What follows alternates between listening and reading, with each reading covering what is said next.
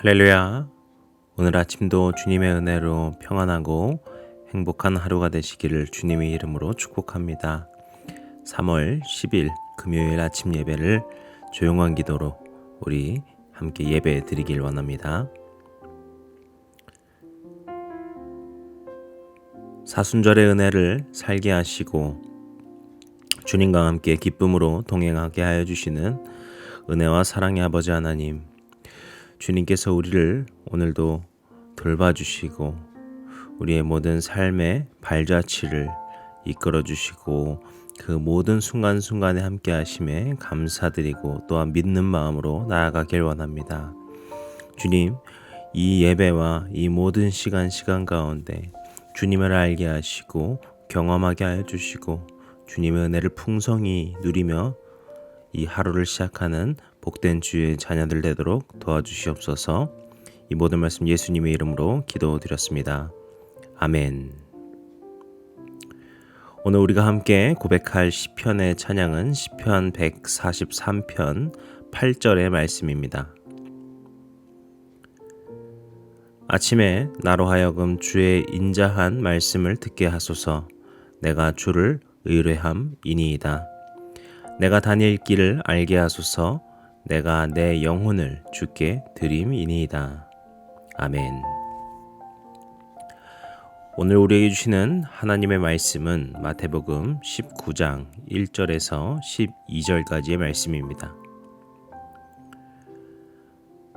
예수께서 이 말씀을 마치시고 갈릴리를 떠나 요단강 건너 유대 지경에 이르시니 큰 무리가 따르거늘 예수께서 거기서 그들의 병을 고치시더라. 바리새인들이 예수께 나와 그를 시험하여 이르되 사람이 어떤 이유가 있으면 그 아내를 버리는 것이 옳으니이까? 예수께서 대답하여 이르시되 사람을 지으시니가 본래 그들을 남자와 여자로 지으시고 말씀하시기를 그러므로 사람이 그 부모를 떠나서 아내에게 합하여 그 둘이 한 몸이 될지니라 하신 것을 읽지 못하였느냐? 그런즉 이제 둘이 아니요 한 몸이니 그러므로 하나님이 짝지어 주신 것을 사람이 나누지 못할지니라 하시니 여짜오되 그러면 어찌하여 모세는 이혼 증서를 주어서 버리라 명하였나이까? 예수께서 이르시되 모세가 너희 마음의 완악함 때문에 아내 버림을 허락하였거니와 본래는 그렇지 아니하니라. 내가 너희에게 이르노니 누구든지 음행한 이유 외에 아내를 버리고 다른데 장가드는 자는 간음함이니라.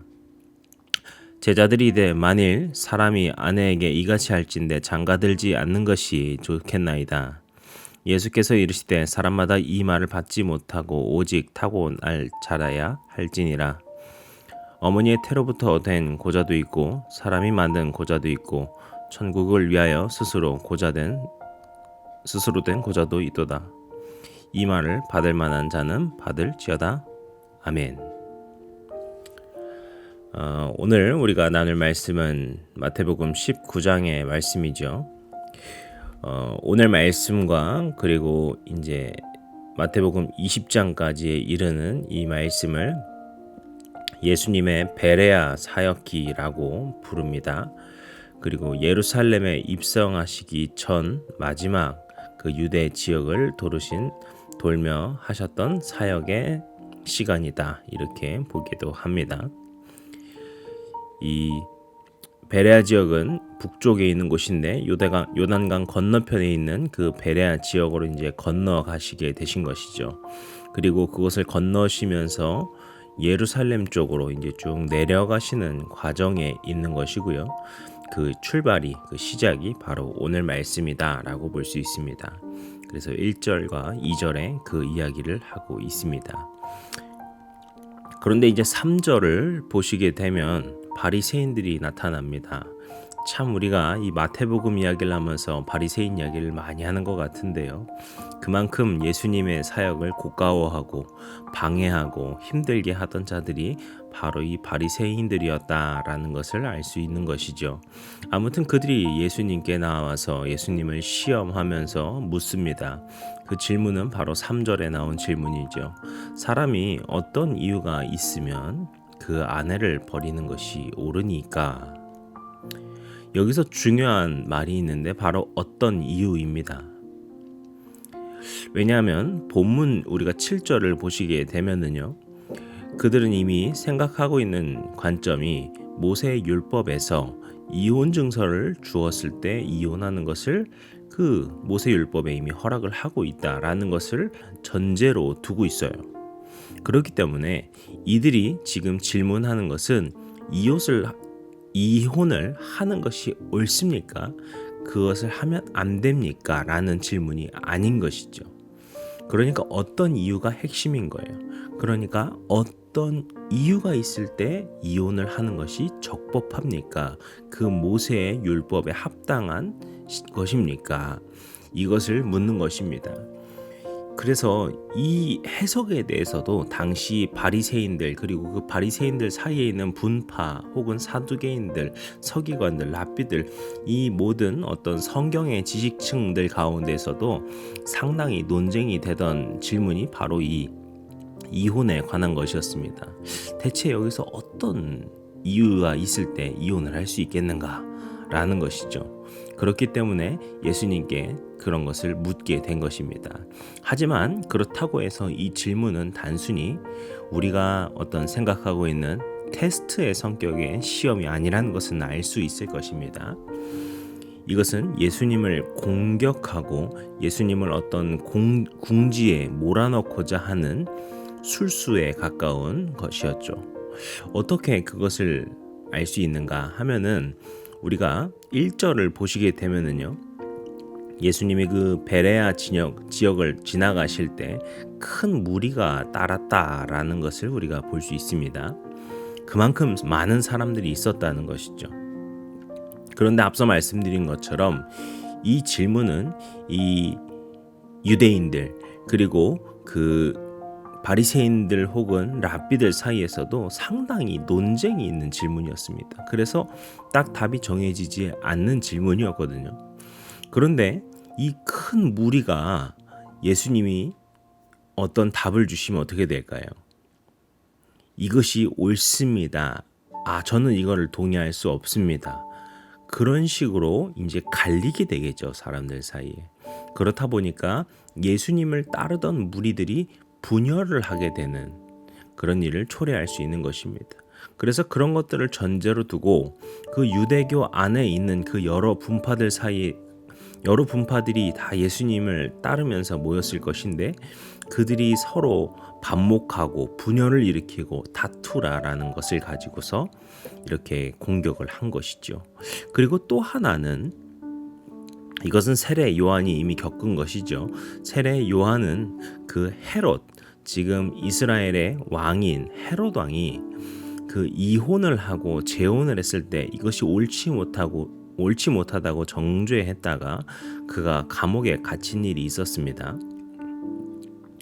그런데 이 헤롯 안티파스가 그걸 직접 바로 듣지는 못하겠지만 예수님께서 이혼에 대해서 함부로 말했다가는 그도 굉장히 안 좋게 생각할 수 있었겠죠.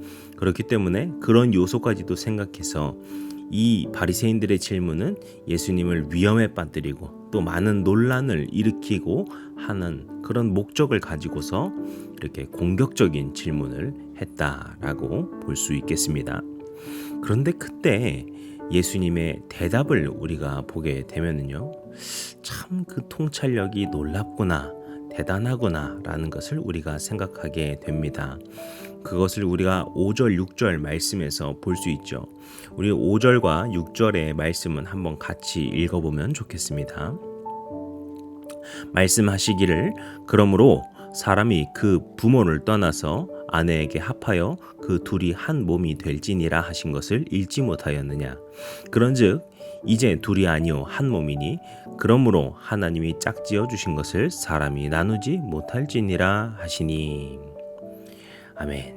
여기서 5절의 말씀은요, 창세기 2장 24절, 그러니까 그 아담이 하와를 만나서 그 둘이 함께하는 그때 하셨던 그 말씀을 인용한 것입니다. 그런데 말씀드린 것처럼 창세기라는 것은요, 모세 오경 중 가장 첫 번째 책입니다. 모세 오경이라고 하는 것은 이 바리새인들이 말하고 있는 모세의 율법이죠. 모세의 율법이 단순히 그 법만을 말하는 것이 아니라 그 이들이 말하는 그 모세 오경 전부가 다 모세의 율법이라고 볼 수 있는 것이거든요. 그런데 여기에서 이 모세 오경 중에 그 말씀을 인용하여서 그 바리새인들이 거의 떠받들다시피 하는 그 모세 오경의 말씀을 통하여서 이렇게 말씀하신다는 것은 그들이 더욱더 귀를 기울일 수 있고 어떻게 보면 받아들일 수밖에 없는 말씀을 하신다라고 볼 수 있겠습니다. 그런데 그러면서 주시는 말씀이 무엇입니까? 결혼의 본질에 대한 말씀을 하고 계세요. 그러니까 앞서 말씀드린 것처럼 바리새인들이 질문했던 것은 법적인 조항으로서 이 법을 어떻게 해석한 것이 적법할 것인가, 어떻게 이것을 해석해야지 이혼을 할 때 모세의 율법에 가장 합당한 법으로서 합법적으로 이혼을 할 수 있겠는가 라는 질문이 바로 바리새인들의 질문이었거든요. 그런데 예수님의 대답은 무엇입니까? 하나님께서 이 결혼 제도라는 것과 그리고 남녀가 부부로 하나 되는 그 본질이 무엇인가를 말씀하고 계신다는 거예요. 그리고 그 본질은 무엇입니까? 그런즉 이제 둘이 아니고 한 몸이 되기 때문에 하나님이 짝지어 주신 것을 사람은 나누지 못하는 것이다 라는 것이죠. 이렇듯 예수님께서는 정말 중요한 본질을 그들에게 말씀하고 계십니다. 이런 본질에 있어서 또 하나 중요한 지점이 바로 9절 말씀인데요. 9절 말씀도 한번 같이 읽도록 하겠습니다. 내가 너희에게 말하노니 누구든지 음행한 이유 외에 아내를 버리고 다른 데 장가 드는 자는 간음함이니라. 아멘. 예수님께서 앞서 말씀드렸던 그 이야기를 하시자 바리새인들이 다시 되묻습니다. 아니, 모세는 이혼 증서를 주어서 버릴 수 있다라는 것을 말했는데 당신은 어떻게 이혼을 하면 안 된다라는 식으로 말합니까? 이렇게 질문을 하게 된 것이죠. 그런데 그때 예수님이 하신 말씀이 8절에 보시게 되면은 그 율법은 너희의 그 완악한 마음 때문에 그것을 허락한 것이지만 원래 그렇게 하라고 그것을 주신 것은 아니다. 그러면서 어떻게 말씀하신 거예요? 너희가 그냥 아내를 그냥 버리고 다른 데 장가들려고 하는 것은 합법, 불법 그 문제가 아니라 간음이라는 것을 알아야 된다라는 것입니다. 여기서 9절에 음행한 이외에 라는 말이 살짝 애매하게 들릴 수 있는데 여기 이 주어가 빠져서 그렇죠. 그러니까 아내가 음행한 이외에 라고 붙으면 조금 이렇게 이해하기가 쉬울 것 같습니다. 그러니까 즉 아내, 그 배우자가 외도를 하게 되었을 때 그 이혼을 하게 되는 경우를 제외하다는 겁니다.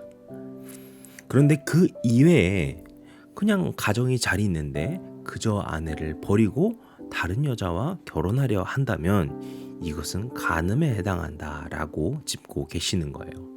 이것은 어떻게 보면은 이 바리새인들이 깜짝 놀라고 뜨끔하게 할 만한 말이었을지 모르겠습니다. 왜냐하면 당시에 특히나 이 남성 중심적이었던 이스라엘 사회에서 악용되던 이혼의 방법이 바로 이런 것이었기 때문입니다. 결혼을 한 남성이 다른 여자를 만나고 싶을 때 그냥 만나면 외도가 되지 않겠습니까? 그것은 죄를 짓는 것이죠.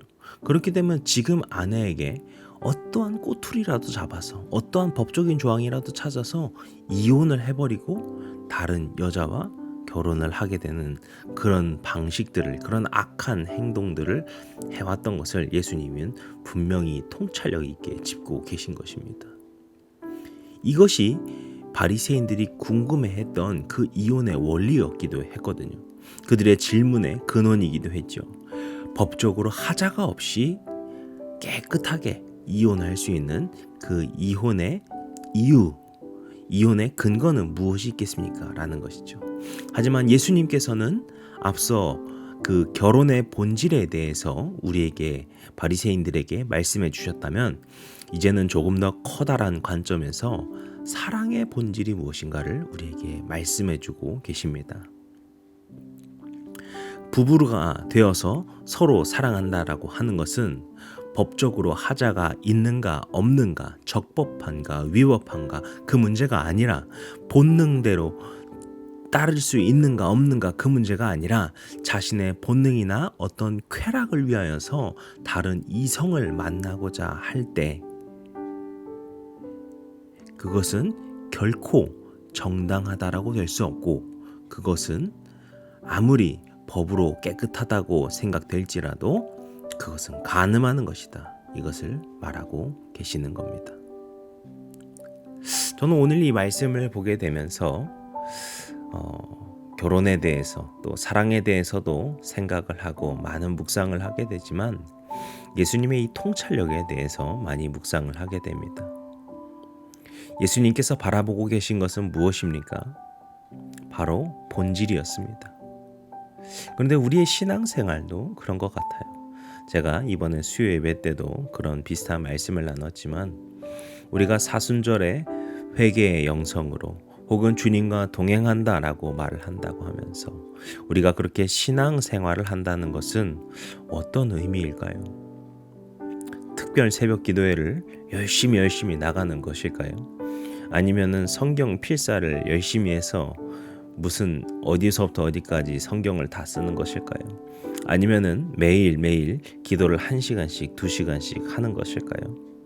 이런 것들은, 이런 행위들은, 이런 신앙적인 행위들은 정말 귀하고 좋은 것입니다. 하나님께서 기뻐하실 일이죠. 그런데 거기에 가장 중요한 것은 바로 본질이라는 겁니다. 우리가 회개라고 하는 것을 할 때 입술로 주절 하면서 회개한다라고 1시간 동안 말하는 것이 중요한 것이 아니라 2시간을 채우는 것이 중요한 것이 아니라 정말 잠깐이라도 말하더라도 내가 정말 가슴 끓는 마음으로 회개할 수 있는가, 그런 회개하는 마음으로 나아가는가, 내가 말씀을 쓰는 것을, 필사를 하는 것을 정말 주님을 사랑하는 마음과 주님의 말씀을 사모하는 마음으로 그것을 쓰고 있는가, 내가 정말 주님의 그 고난에, 주님의 사역에 동참하는 마음으로 금식에, 한 끼 금식이나 어떤 금식을 하고 있는가. 이렇듯 우리의 신앙생활에 중요한 것은 그 외형적인 것, 무엇을 하느냐도 정말 필요하겠지만 가장 중요한 것은 바로 우리 내면의 본질이라는 것이죠. 그 부부가 본질을 이루어서 서로 아끼고 사랑하며 하나를 이루어가야 되는 것처럼, 그것이 사랑의 본질인 것처럼 우리가 주님을 사랑하는 것, 우리가 주님과의 그 기쁨의 그 신앙생활로 살아갈 수 있는 것은 어떤 종교적 행위를 열심히 행하는 것만이 아니라 우리의 마음 가운데 그 본질을 꿰뚫고서 살아가고 있는가, 정말 주님을 진실로 사랑하는 마음으로 살아가고 있는가, 이것을 우리가 스스로 점검해야 한다라는 것입니다. 사랑하는 성도 여러분, 오늘 우리 주님께서 우리에게 주신 말씀을 생각하고 묵상하면서 주님, 이 시간을 통하여서 이 사순절을 지나면서 정말 진심으로 주님과 가까워지기를 원합니다. 주님과 동행하며 산다라고 하는 것이 정말로 내 삶에 경험되어지는 그 신앙의 본질로 살아가는 우리의 삶이 되게 하여 주시옵소서. 이런 기도와 고백이 있으신 오늘 하루가 되시고 사순절의 매일매일이 되시고 우린 성도님의 모든 삶이 되시기를 주님의 이름으로 간절히 축복합니다. 기도하시겠습니다. 우리를 끊임없는 사랑과 자비하심과 은혜로 날마다 돌봐주시고 채워주시고 지금 이 순간에도 그 각자의 자리에 있는 우리 모든 성도님들과 함께하여 주시는 사랑과 능력의 아버지 하나님, 오늘 주님께서 우리에게 주신 말씀을 기억하면서 우리도 주님 그 신앙의 본질로 살아가고 정말 주님께 진실된 마음으로 살아갈 수 있는 그런 믿음의 사람들 될 수 있도록 도와주시옵소서.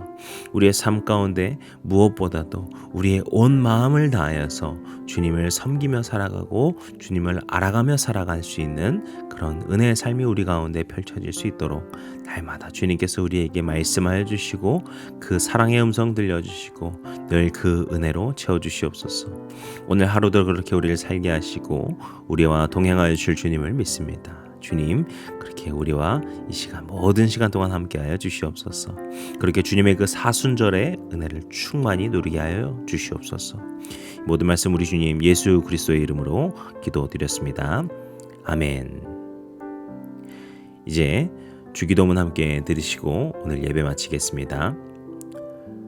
하늘에 계신 우리 아버지여, 이름이 거룩히 여김을 받으시오며 나라의 임하옵시며 뜻이 하늘에서 이룬 것 같이 땅에서도 이루어지이다. 오늘날 우리에게 일용할 양식을 주옵시고 우리가 우리에게 죄진 자를 사하여 준 것 같이 우리 죄를 사하여 주옵시고 우리를 시험에 들게 하지 마옵시고 다만 악에서 구하옵소서. 나라와 권세와 영광이 아버지께 영원히 있사옵나이다. 아멘.